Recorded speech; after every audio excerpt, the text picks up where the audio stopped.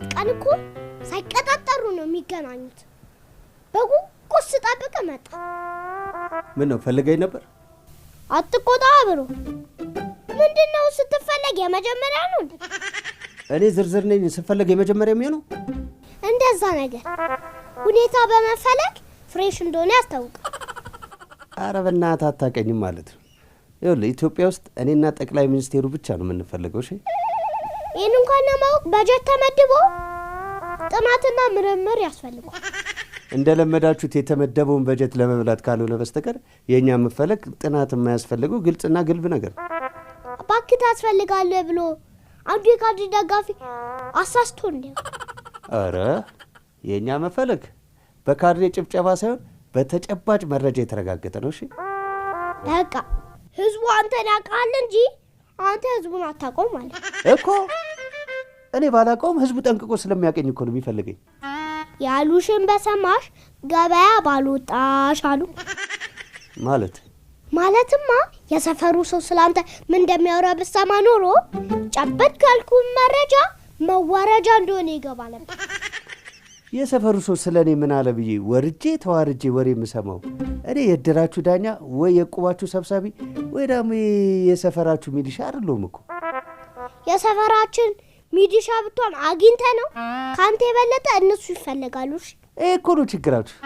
ትንሽ ወረድ ብለን ስናናግራችሁ ትከሻ ትለካካላችሁ። የትኛው ትከሻ? ይሄ ካንገት ጋር እኩል የሆነው? አንተ ይሄን የመሰለ ግርማ ሞገስ ያለው ትከሻ ነው ካንገት እኩል ያልከው? አዋ ከቅጥነት የተነሳ ከረባት እንኳን ስታስር ተንሸራቶ ወርዶ መቀነት አይደል እንደሚሆን?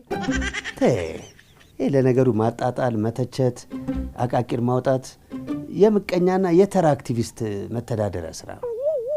እንደውም ቢገባ የምታችና ስታትን ምነግርህ ወዳጅ ስትሆን ብቻ ነው። እና ጠላት ቦንስ?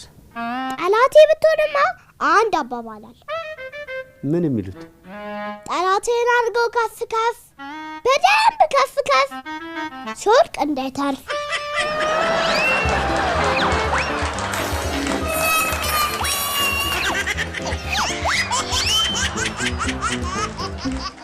ስለማታውቁ ይሆናል ትከሻው ጠባብ ነው ከአንገት እኩል ነው ምናምን።